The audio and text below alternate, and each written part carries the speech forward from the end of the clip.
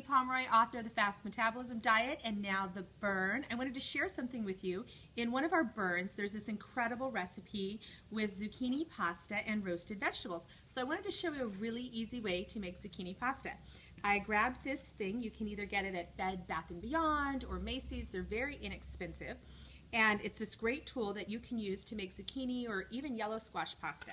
So basically, you just cut the ends off of your zucchini. You take one end here and you pierce it.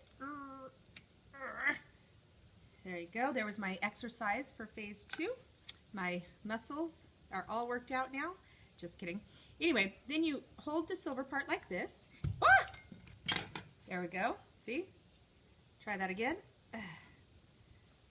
There's no such thing as perfection, except for the way this tastes when you're done with it.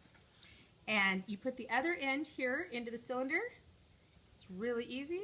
And then you just twist. I like this one. There's a lot of different things out in the market, and some of them, like mandolins, can be really expensive. But I like this one because you can go the whole length of the zucchini and make really long pasta, and it just is like, it feels like angel hair pasta when you're eating it. And if you can see that coming out there. And you know, you can actually eat this raw also. I like to cook mine with a little bit of oil and garlic. But see how that's just turning out to be this incredible, and as you pull it, it comes apart into these amazing, incredible long noodles.